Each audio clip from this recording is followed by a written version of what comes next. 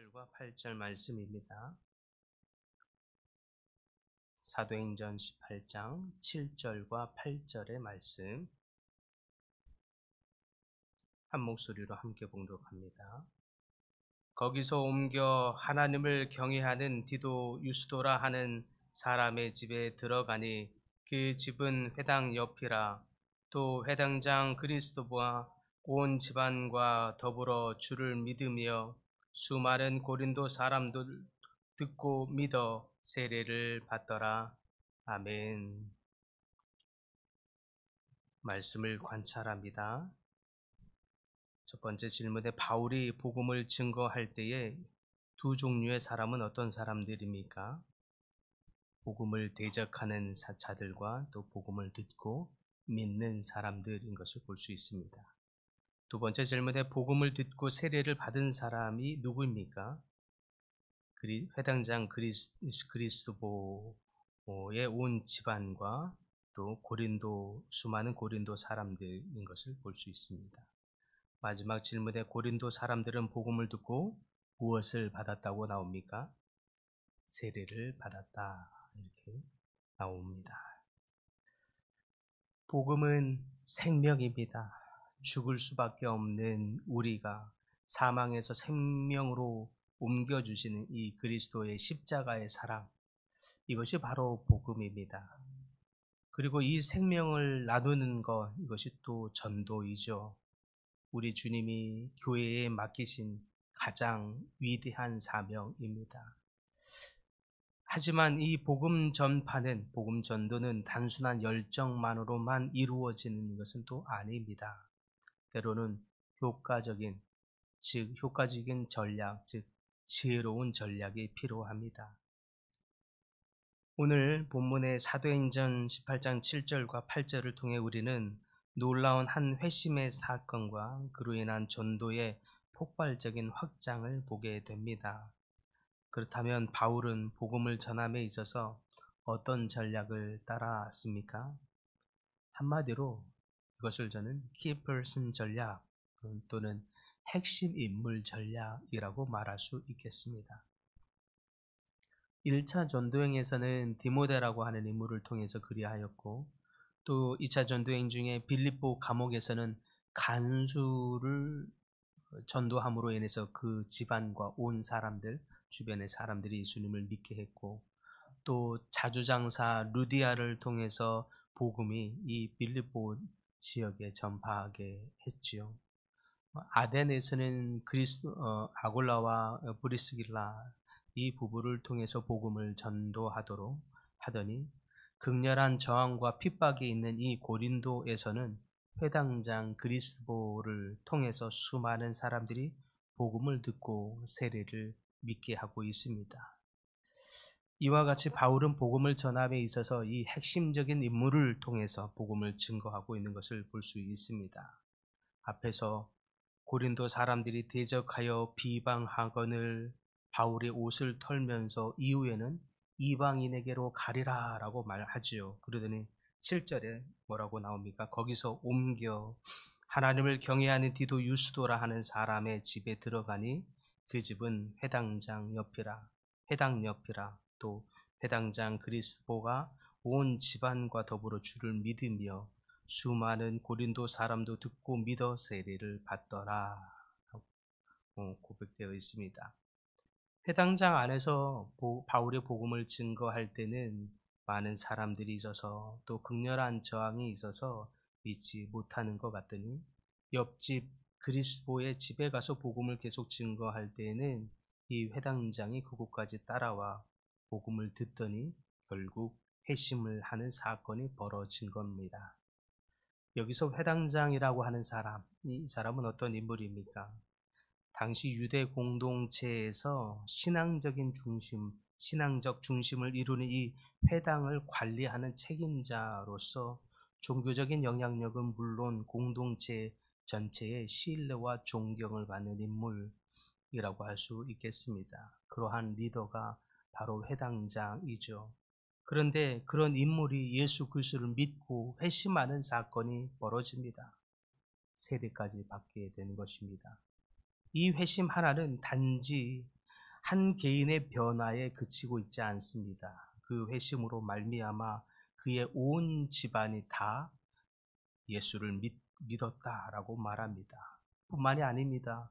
그의 집안 사람들만 믿게 된 것이 아니라 이 신뢰와 존경을 받던 한 리더가 예수 그리스도를 믿고 회심하는 이 사건으로 인하여 수많은 그리스도인들이, 수많은 고린도 사람들이 예수를 믿었다고 나오고 있습니다. 분명히 이전까지 고린도 사람들은 이 음란과 이 세속과 이러한 것으로 인해서 격렬한 저항을 했던 사람들입니다. 그런데 그들이 믿고 또 그들이 신뢰할 수 있는 한 리더, 회당장 그리스보라고 하는 이 사람이 회심을 하는 이 사건으로 인하여 수많은 사람들이 경계를 풀고 그의 바울이 전하는 복음을 듣고 회심하여 세례까지 받는 일을 볼 수 있습니다. 어떻게 이런 역사가 가능했습니까? 단순한 우연이겠습니까? 아닙니다. 이것은 바울이 철저한 기도와 또 지혜로운 전략에 따른 하나님의 역사입니다. 유대인들의 강한 반대에 부딪히자 바울은 즉시 그들에게서 떠나서 바로 몇 발자국 떨어져 있지 않은 이웃집 디도 유스도라고 하는 경건한 사람의 집으로 옮겨서 복음을 계속 전하게 된 것인데, 물리적 거리로는 단지 몇 발자국 지나지 않았지만, 그런데 이것이 영적 전쟁에 있어서는 영적인 전환점이 되고 있는 것입니다. 엄청난 전환점이죠.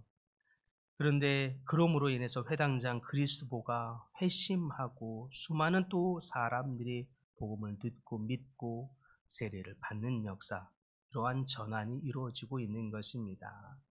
바울은 이처럼 항상 복음을 전함에 있어서 지혜롭게 또 전략적으로 복음을 전파했다는 것을 알 수 있습니다.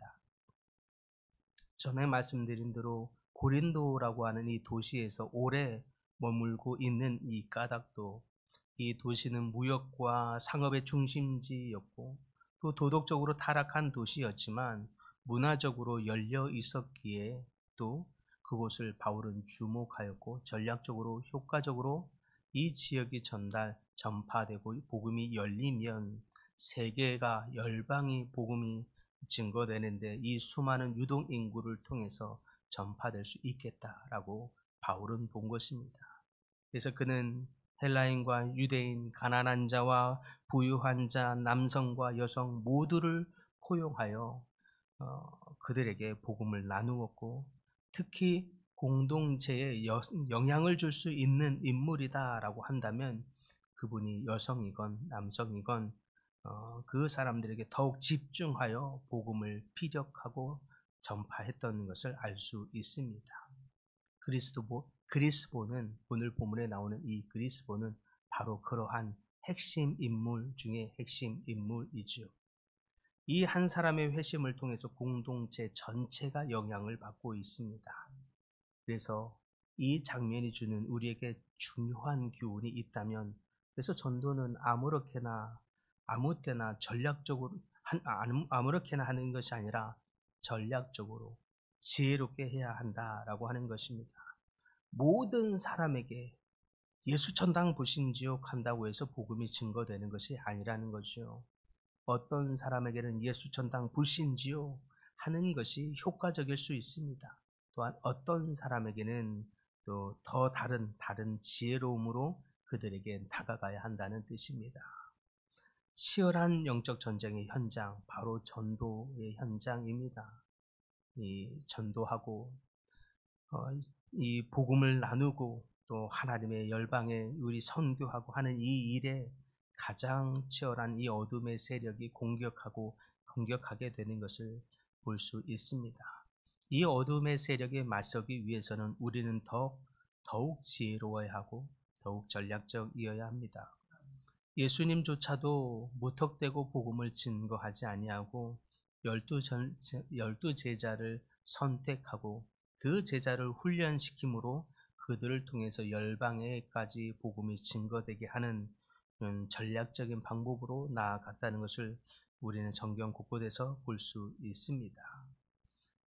우리는 이 전략을 흔히들 세속적이다라고 생각할 수 있겠으나 성경은 말하길 오히려 너는 모략으로 싸우라.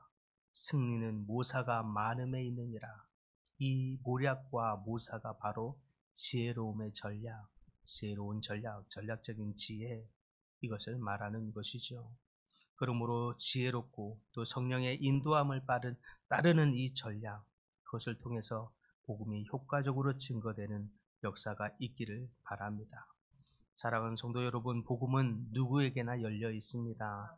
누구에게나 전해져야 하는 사실입니다. 그러나 모든 사람에게 같은 방식으로 가는 것은 우리의 게으름이요 우둔함입니다.